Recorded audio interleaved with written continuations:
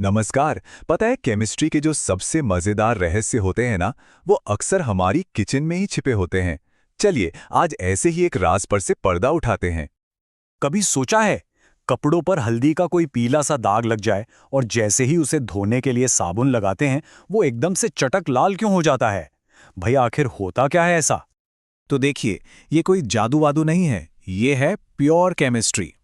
और रंग का ये जो बदलना है ना, यही हमें दो बहुत खास तरह के सब्सटेंस की दुनिया में ले जाता है, जिन्हें हम कहते हैं एसिड्स और बेसिस। तो इस पूरी पहेली को सुलझाने के लिए सबसे पहले हमें इन दो मेन कैरेक्टर्स मतलब एसिड्स और बेसिस से अच्छी तरह मिलना होगा। तो एसिड्स और बेसिस में आखिर फर्क क्या है? देखा जाए तो ये कई मामलों में एक दूसरे के बिल्कुल उल्टे हैं।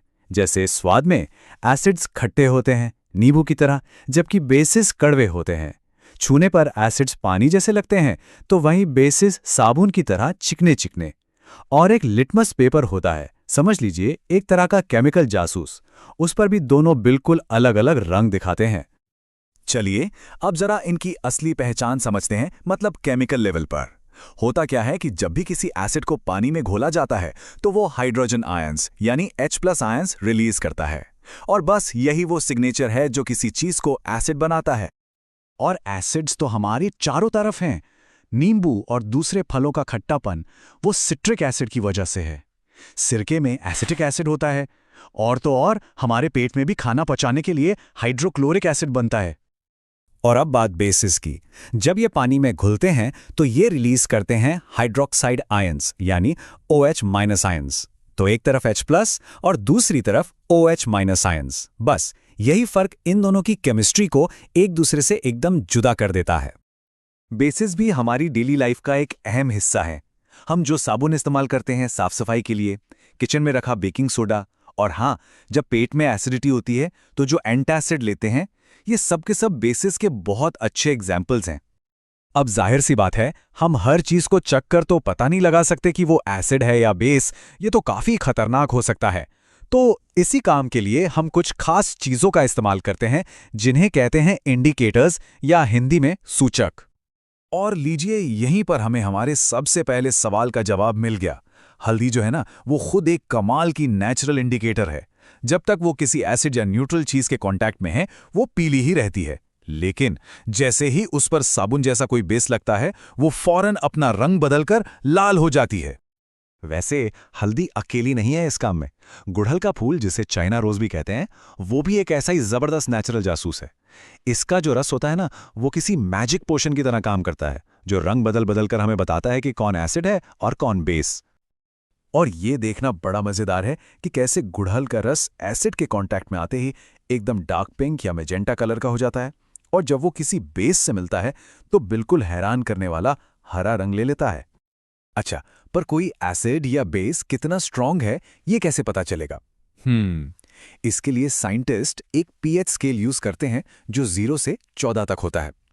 देखिए, 7 का मतलब है न्यूट्रल, जैसे कि साफ पानी। अब 7 से जितना नीचे जाएंगे, एसिड उतना ही पावरफुल होता जाएगा, और 7 से जितना ऊपर जाएंगे, बेस उतना ही स्ट्रांग होगा। चलिए अब आते हैं इस कहानी के सबसे एक्साइटिंग पार्ट पर। क्या होता है जब ये दो ऑपोजिट्स यानी एसिड और बेस आमने सामने आते हैं? जब एक एसिड और एक बेस आपस में रिएक्ट करते हैं तो वो एक दूसरे के असर को खत्म कर देते हैं, मतलब कैंसल आउट कर देते हैं। इसी प्रोसेस को कहते हैं न्यूट्रलाइजेशन। और इस रिएक्शन के बाद हमें क्या मिलता है? हमें मिलता है सॉल्ट यानी लवण और पानी। और ये दोनों ही चीजें आमतौर पर न्यूट्रल होती हैं।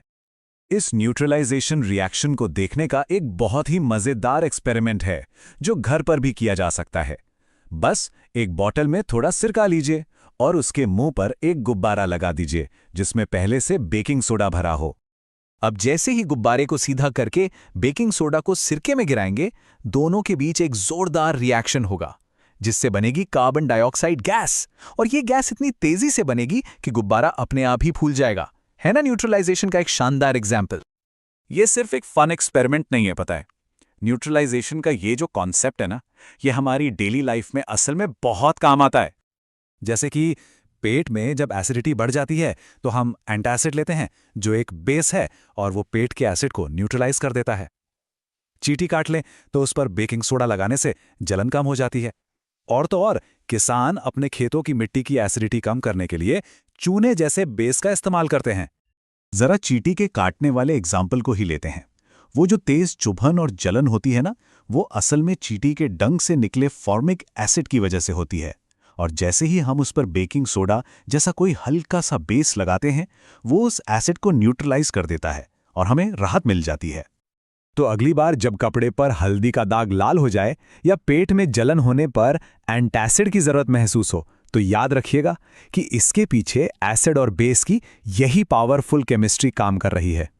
अब जब ये बेसिक बातें पता चल गई हैं, तो सवाल ये है कि आप अपने आसपास का अगला कौन सा रोजमर्रा का रहस्य सुलझाएंगे।